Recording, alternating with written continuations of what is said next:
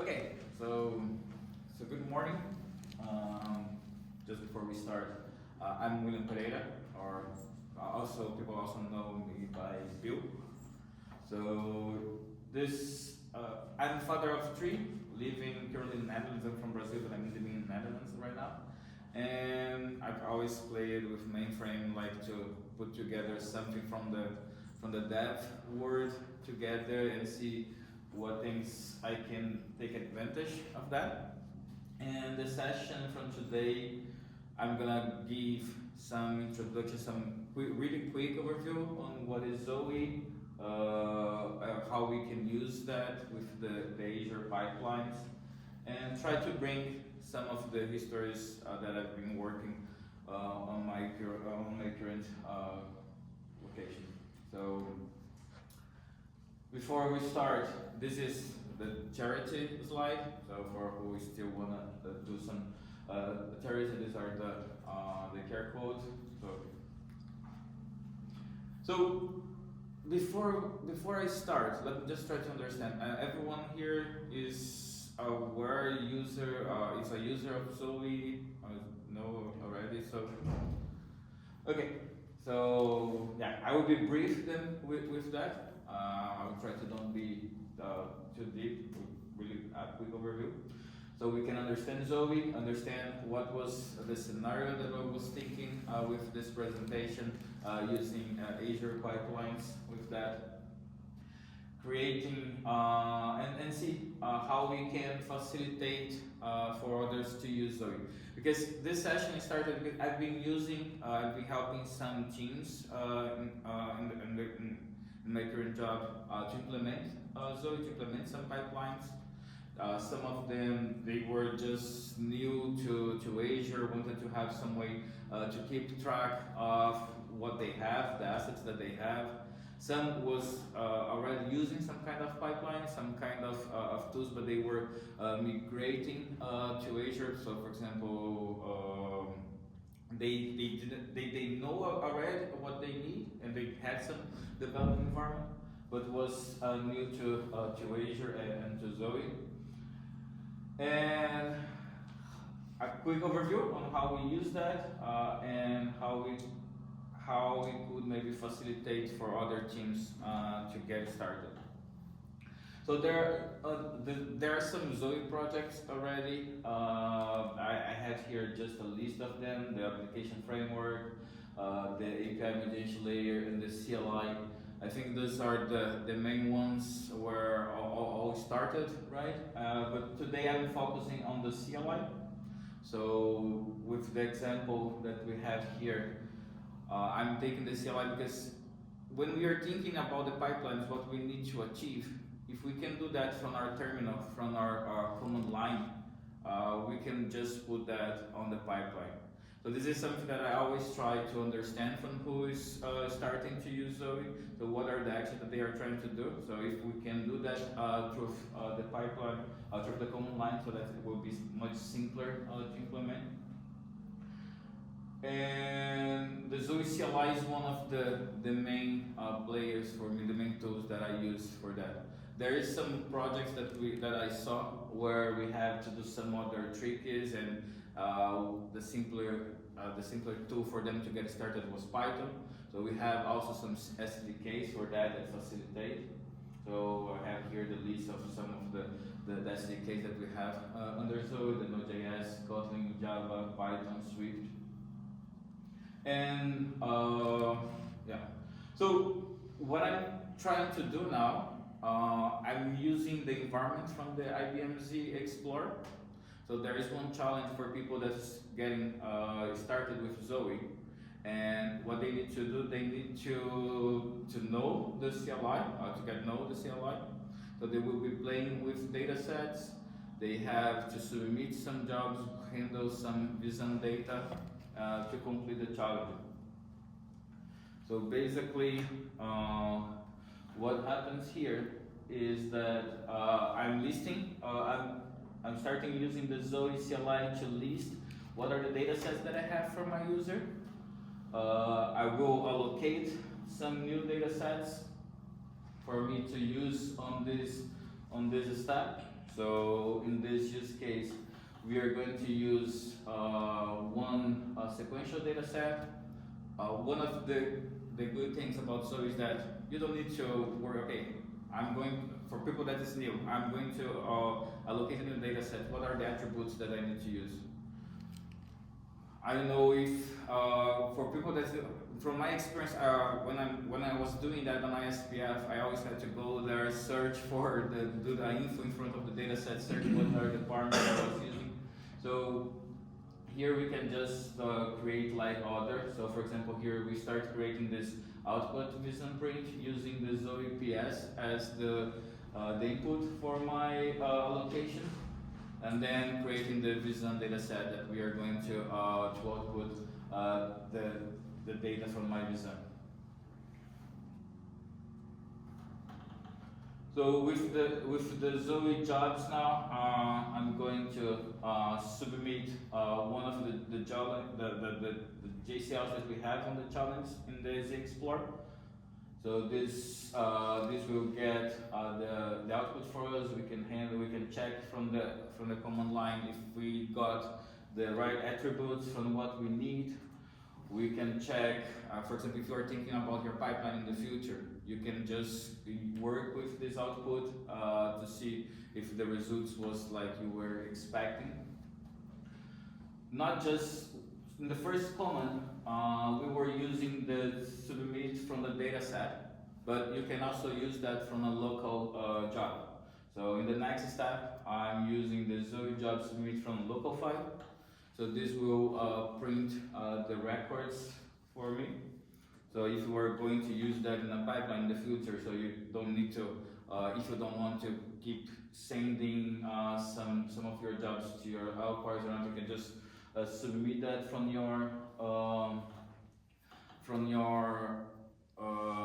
repository, from your pipeline during the execution.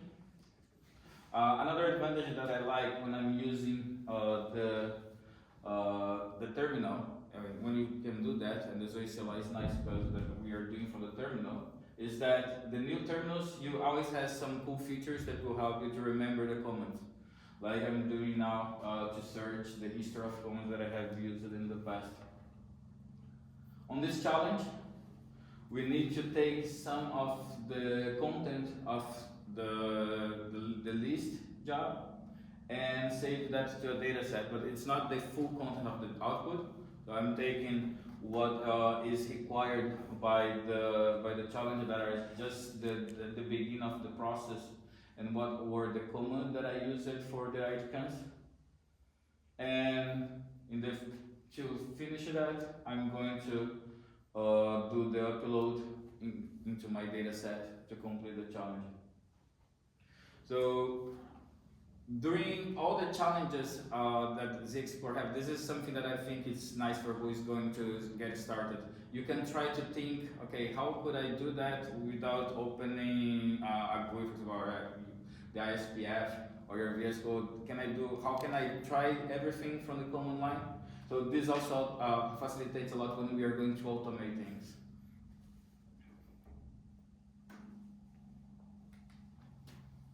So there are numerous pipelines that we can use. For this sample, I'm going to talk about the Azure pipelines, and that's just because this is what I'm using on my work.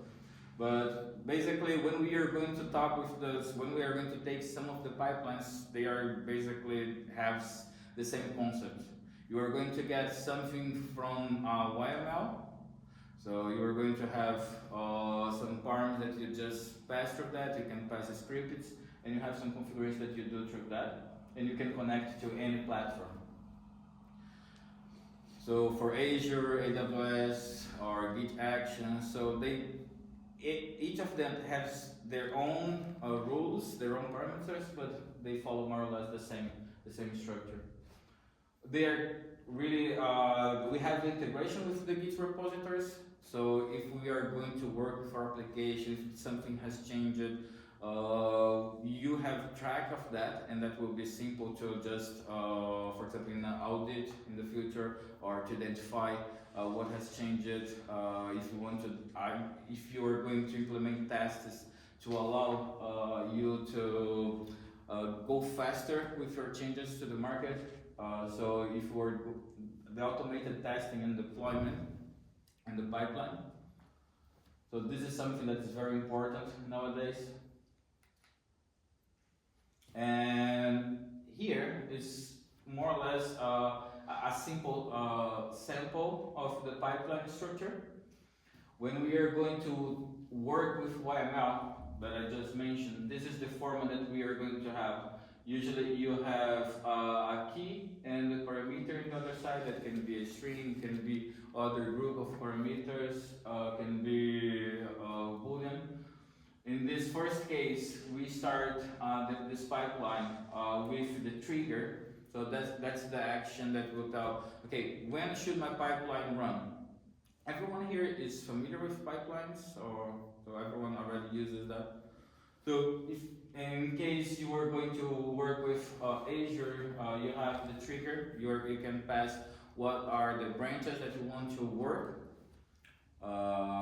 If you have, for example, not just the action to be executed during when the change goes to the branch, you can also put some actions. For example, if you're going to do a pull request, so when you are moving, so you can map all the actions here on the triggers, and then you can in the future also play with variables, play when specific steps are going to run.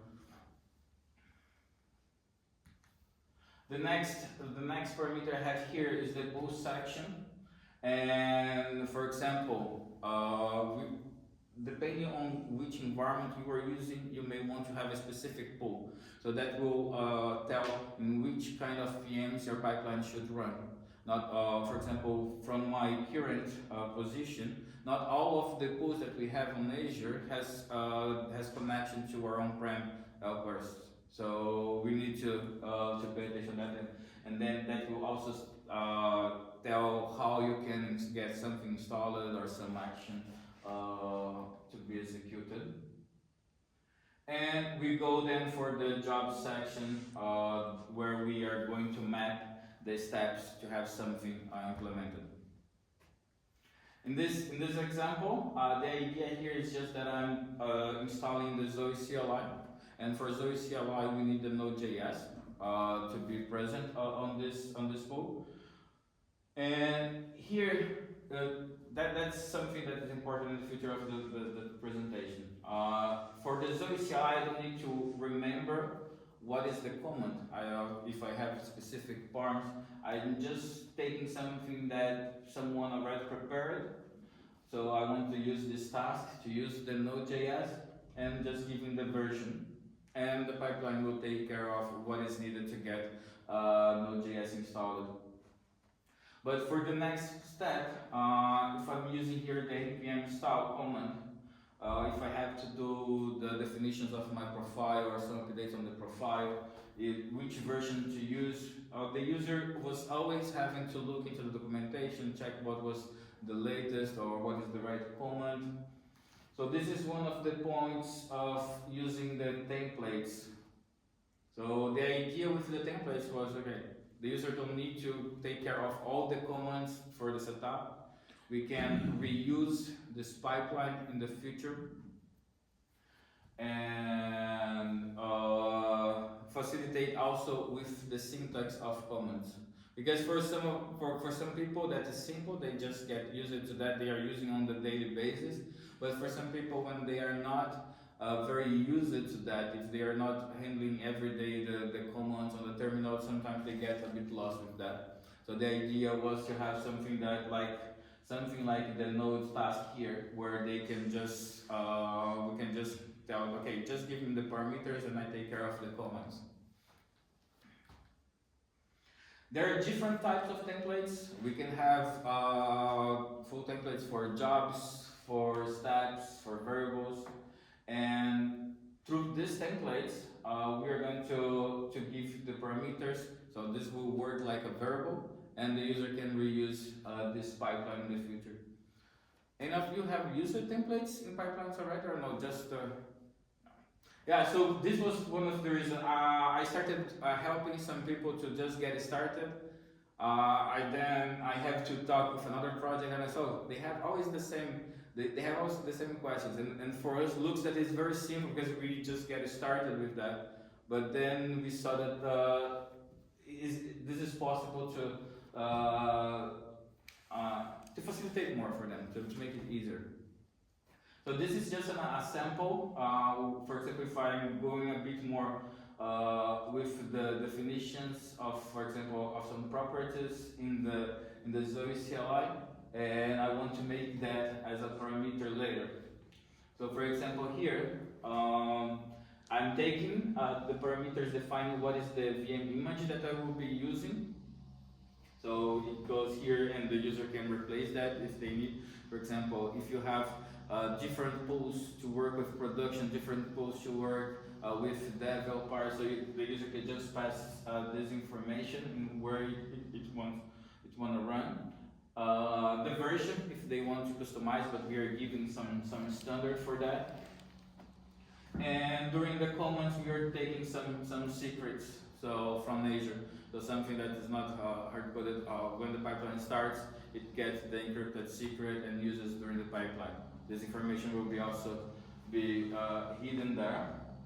And thinking about the comments that we were using on the beginning of the demo of the CLI, we had like the Zowe file. We were using several times Zowe files to create, to upload the vSAN or a simple data set and the data set name.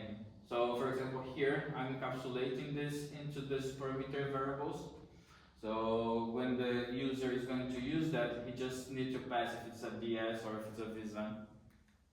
And in this case, the pipeline that the user will be really created will look something like this. So you don't need to write a ton of comments. You can build these templates for more complex tasks. So for example, let's suppose you have some Python script that's going to do some checks on data sets. You can do something like that. So the user don't need to go and handle the Zowe SDK or the Zowe CLI. Well, you just tell, okay, what are the params that you need? And you can create a set of templates that can be reused. On this example, I was using the user and password, but this is also something that may not be possible sometimes, depending on your connection. You may need another authentication method, and it's something that I've seen in usage was the certificates to encrypt, to protect this connection, to do the authentication. So here is inside of the config when we are working with Zowe, you can take instead of like I had here, instead of giving the properties user and password for this configuration, you can give the certificate file, certificate key file to that. This certificate needs to be this is signed through the your same ZOSMF certificate authority. When the Zowe try to give that for the ZOSMF, it will recognize the user and validate the connection as a trusted connection. And where we can put that inside of Azure. So in Azure we also have the key vault. So it's like this is the vault where you can protect some secure files for your connection. So these are some use cases that I have. One of them, the team was just willing to maintain their libraries where they keep the recs, the CLists. So they had, since it was a security team, they had to keep track of that. They have to prove for audit purposes that they have the track, the changes, and they need to keep all the LPARs synced. So when we were working with that, we created the pipeline with the templates for them.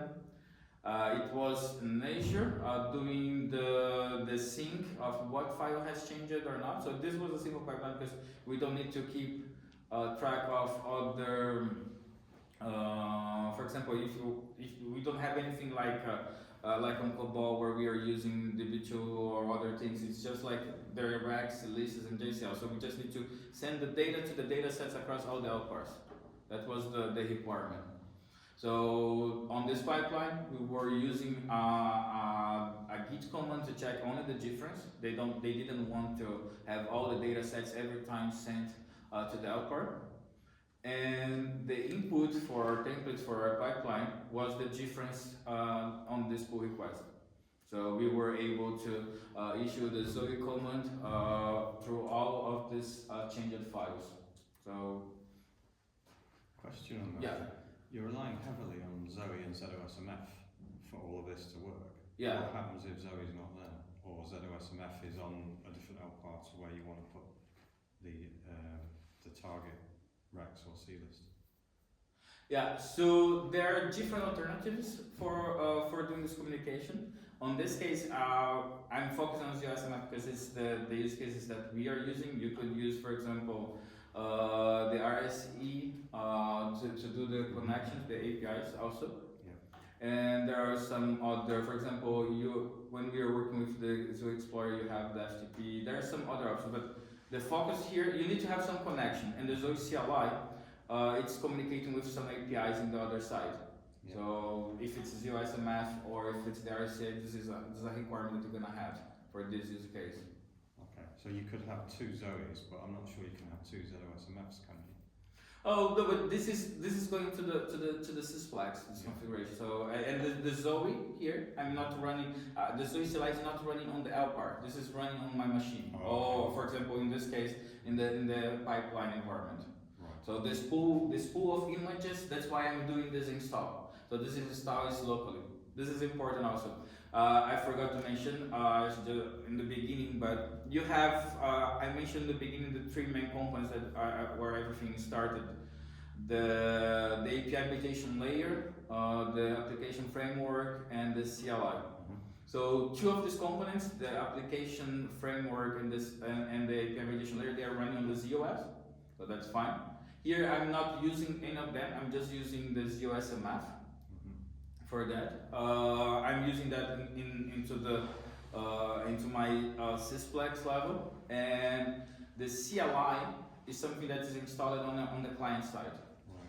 So this is why I need the Node.js on my client side. If it was in the beginning, like I did the demo just in the command terminal, that is not connected on that's not running on the ZOS, but running on my machine. And in the case here for the pipeline. So you can have multiple profiles, and each of them will tell, okay, this is the address for ZOSMF A, this is the address for ZOSMF B, so you can map all of that.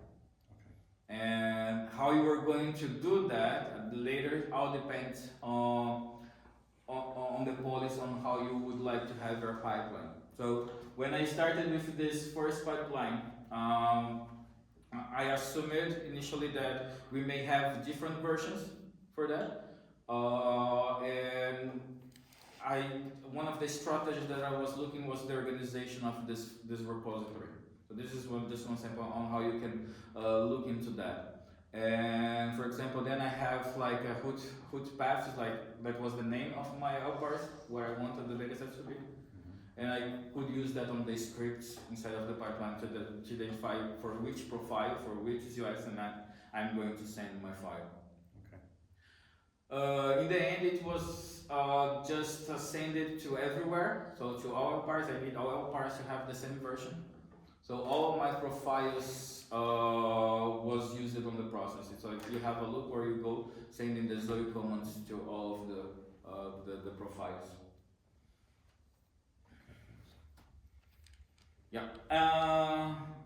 There were other use cases that I see that there we don't have just Zowe. Sometimes we also have some templates, some APIs using DBB, but they were something that someone defined it already. They had the specific rules where to use, and we wanted to have something quicker implemented.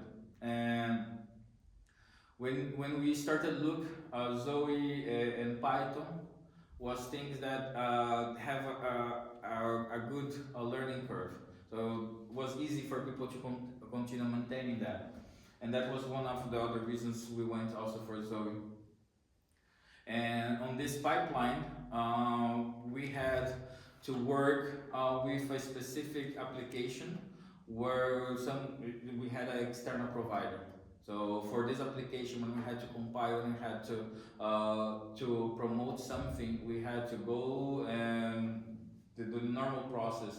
They would go through some CLists and execute, go through some panels, and that will check every dependency on the project, on the member that we were working. And we wanted to move that to the Azure also.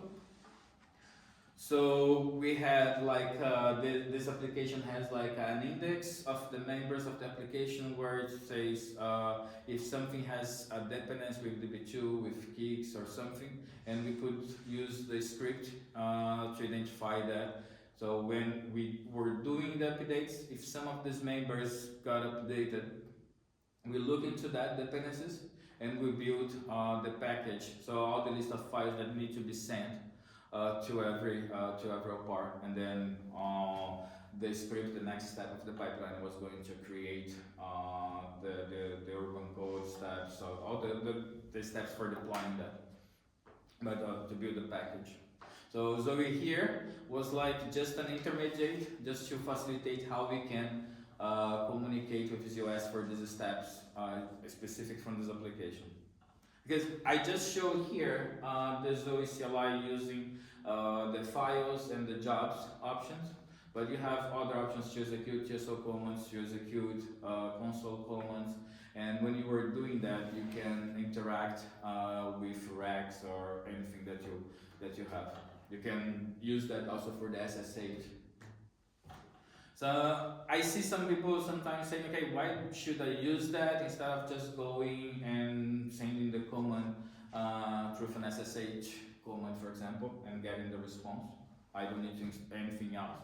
But if you were doing that, that's my perspective, and I saw that people, when they have to play, for example, they have to maintain something in the future with Python or with Bash.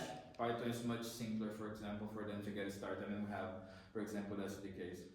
Or if they need to send multiple commands, the way that they are going to handle that, later on you may need to have more steps if you need to go back to the repository for something. So these are some of the things that I have noticed. And also, the SDKs are something that usually helps a lot. Like now we have another sample. This application has a requirement where they need to check if some data set was read. They need to do some work with some data sets, and that usually takes like 10 minutes more or less, but there's not a rule. So they need to check constantly if some jobs have finished it or not. They need to do some work around this. And here we are using the Python SDK to facilitate that. So the team that's going to build that, they don't have like the knowledge of the Zoe or other specific things, but they were already playing with Python, so it was simpler to just look into the documentation and get that started. Get that included on their pipelines. Is there a specific version of Zoe you need to use the Python SDK? I'm not sure about the version that we have there. Because we have different releases and we are now on the 3rd release, but I don't know which version was deprecated or not already. Yeah. I don't know if someone. I see some people from the Zoe team here, so just asking the expert, yeah. I think that it's part of Zoe 2.18 release. 2.18. But the Python SDK has its own versioning, so I would have to take a look at what's the exact Python SDK version. I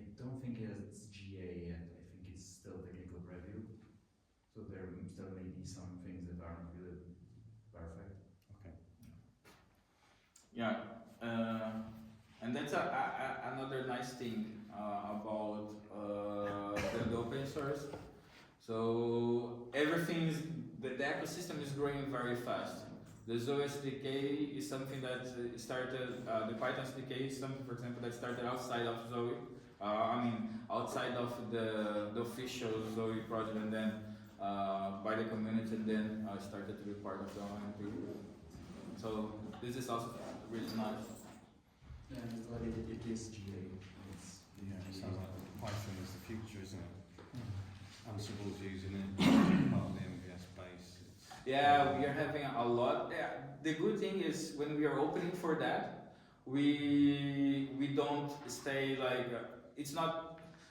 Yesterday I was giving a presentation about Ansible, and they were thinking, mentioning about doing something with Rex or with Ansible. When you stay just with Rex, you have like a limited options that you can do. You can do almost everything inside of the obvious, but today we are living in a hybrid cloud, in a hybrid world. We need to connect outside, we need to take some information. So when we make advantage of using that, Python together with Zowe and Ansible, you are not locked inside of your own silo. You can connect everything and you can have a generic set of tools. And that facilitates also for the newcomers. So people are already use it with the tools that they are going to use. So they can just focus on learning the platform. For example, if I take someone that was going to learn in the past, they need to learn the concepts about the ZOS, and they also need to learn a lot of things about the tools that they are going to use, like SPF or all the shortcuts. I see a lot of people that are like doing a lot of magic in the SPF editor, but till someone that is new to learn that, it also it will decrease their learning curve, so it will take more time for them to get productive. And if they can just put everything together, you just get that faster. And also the environment. So you have a lot of models in the Python that all the world is using, so you can just put that together. Most of them will be also will work just out of the box, most of them. So that's it. This session was more to try to give feedback on the experience that I was seeing in my current project. So thanks. Thank you.